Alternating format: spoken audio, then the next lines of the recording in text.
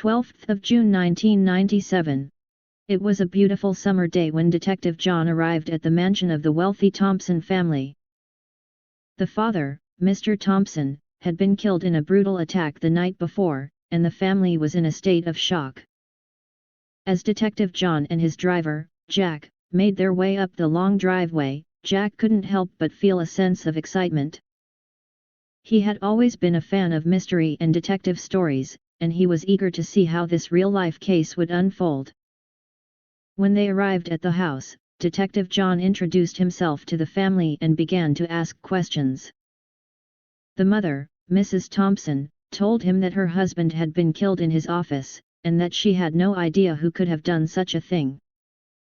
The two boys, James and Peter, and the girl, Mary, all had alibis for the time of the murder, but Detective John could sense that there was more to their stories than they were letting on. As he questioned each member of the family, Detective John began to see motives for the murder emerging. James and Peter both stood to inherit a large portion of their father's fortune, and Mary was unhappy with the way her father had always favored her brothers. Determined to solve the case, Detective John searched the house for clues. He found a letter in Mr. Thompson's office that seemed to implicate James as the killer. The letter was written to his lawyer to start the procedure of giving all his money to his daughter and the mansion to Peter. Convinced that he had found the culprit, Detective John arrested James and took him away in handcuffs. But as they drove away from the mansion, James insisted that he was innocent and that Detective John had the wrong man. Jack, the driver, couldn't help but feel a sense of doubt creeping in. He knew that James had always been a bit of a troublemaker, but he didn't believe that he was capable of murder.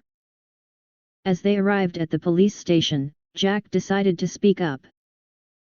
He told Detective John that he had noticed something strange while they were searching the house. There had been a window open in the murder scene, and he was certain that it had been closed when they arrived. Detective John listened intently as Jack explained his theory. Jack thought that Mary put the letter in her father's office to make it seem that James killed his father after seeing it. As Mary has a great talent since her young age in writing with similar handwriting to her father. Mary also had so many issues with James, as he did not let her marry the guy she loved. Detective John realized that Jack was right, and he immediately began to suspect Mary. She had always been jealous of her brothers and had a strong motive for wanting her father dead. Sure enough, when Detective John confronted Mary with the new evidence, she broke down and confessed to the murder. She had killed her father in a fit of rage, driven by a lifetime of resentment and feelings of inadequacy. With the case finally solved, the Thompson family could begin to heal and move on from the tragedy. Detective John was hailed as a hero, and Jack was praised for his quick thinking and attention to detail. And as for Mary, she was sentenced to life in prison, where she would have plenty of time to think about the terrible crime she had committed.